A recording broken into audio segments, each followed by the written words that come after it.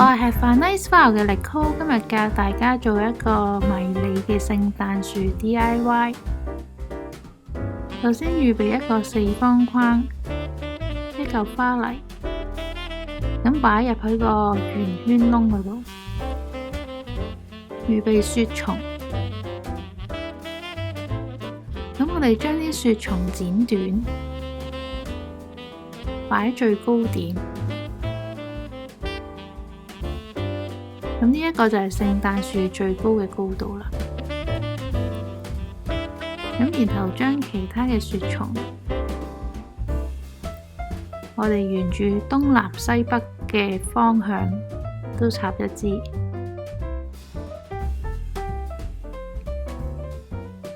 咁就做咗呢一個聖誕樹底部最長嘅長度啦。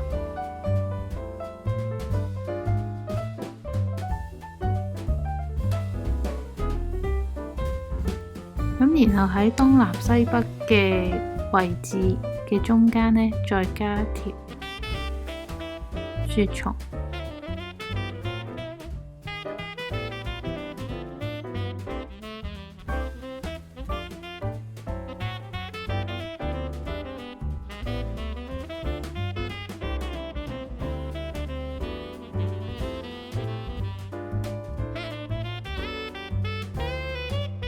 咁令到聖誕樹底部呢都鋪咗一層底啦。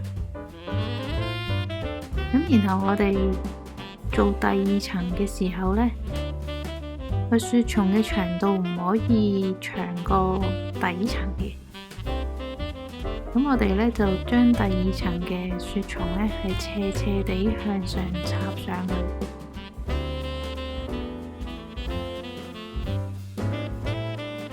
咁樣呢，就會做到聖誕樹嗰個形態㗎啦。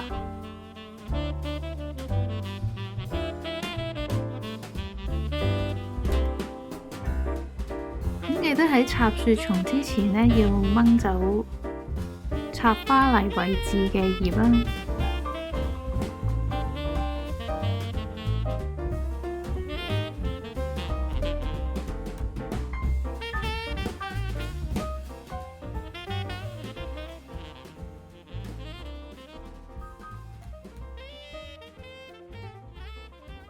咁而雪松呢，佢乾咗之後呢，可以擺到2-3個月嘅，咁所以可以好襟擺。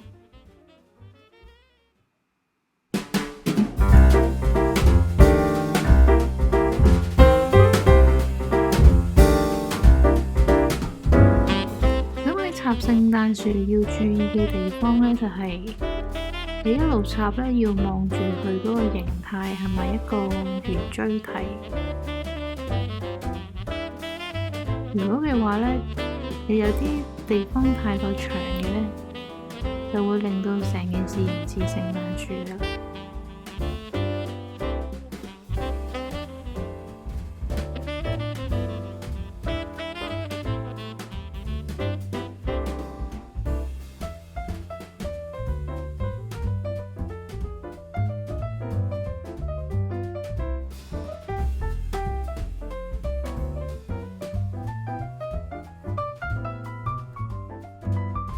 咁底至中層嘅聖誕樹呢，差唔多插好晒啦。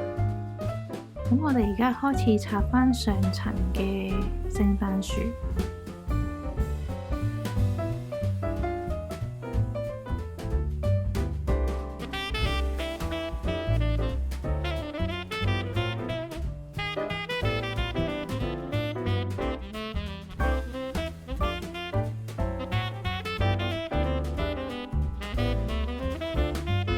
上層嘅聖誕樹呢，就係打直咁樣插落去，就唔似底部打橫同埋打斜插上去嘅。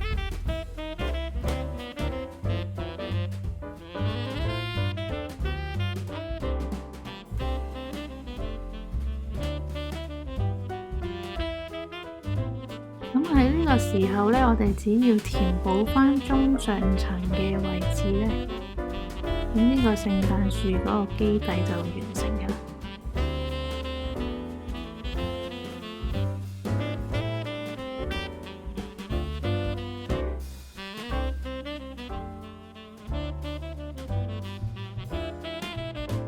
做聖誕樹呢，其實比做聖誕花環係比較更加嘥時間，同埋要有耐性。因為呢棵聖誕樹真係逐條雪松咁樣插上去，咁同埋整聖誕樹嘅難度係比較高一啲。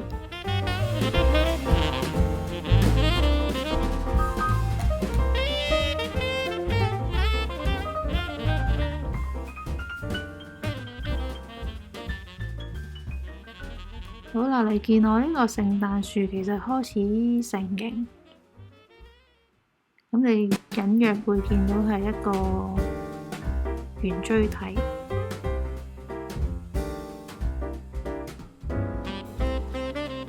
咁只要填補返一啲花泥嘅空隙位置呢，咁就 OK 啦。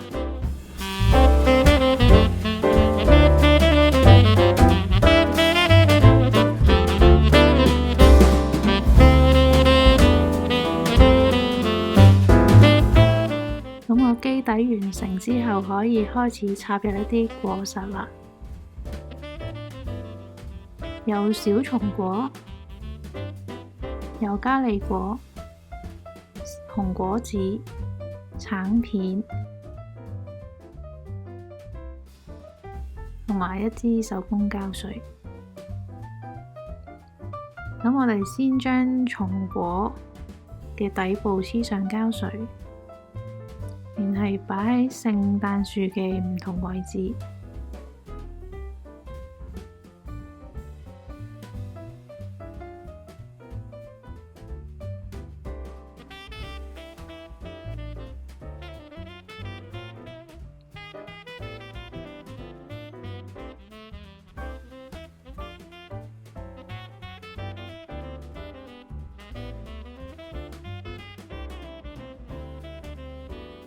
啲松果盡量分佈喺高、中、低唔同嘅位置。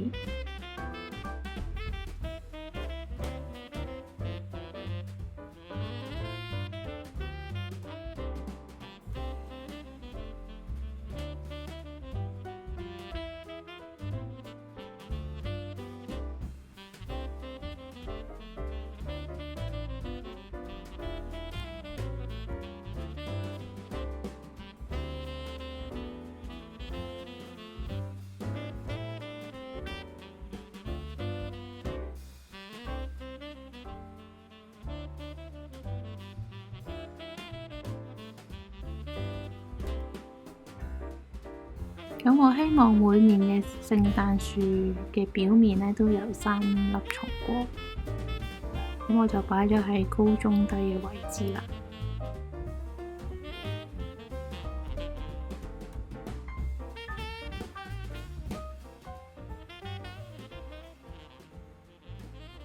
咁之後呢，我哋加個橙片。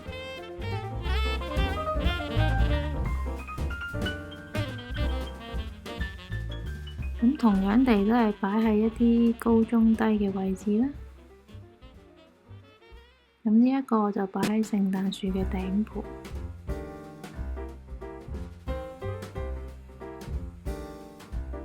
呢一個我就擺喺3個松果嘅中間。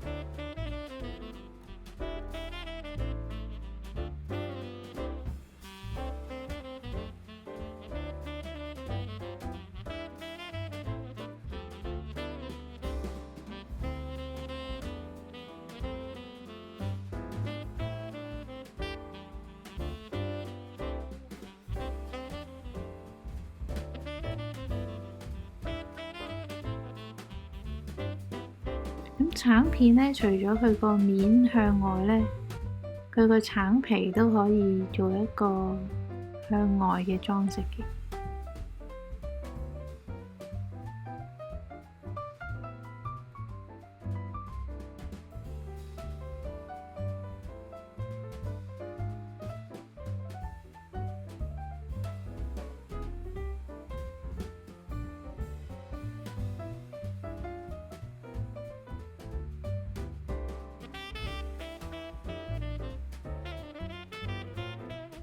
咁喺最後呢，我哋加入一啲紅果子做點綴啦。為紅果子本身係有鐵線嘅，咁所以插入個花泥咁就得噶啦。咁呢啲呢，就係開咗花嘅油瓜李果。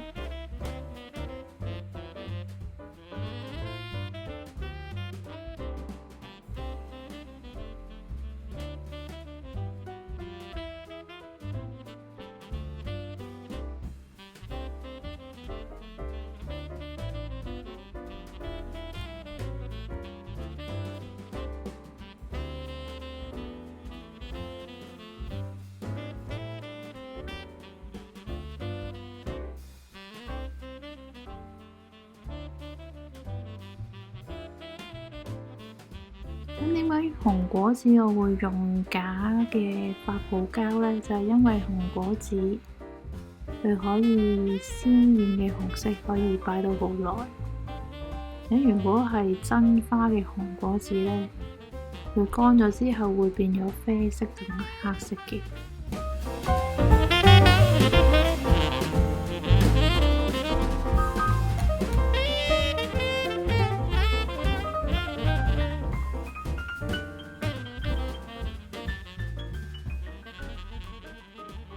咁呢個聖誕樹呢，就差唔多完成嘅啦。如果有興趣嘅話，你都快啲嚟試下。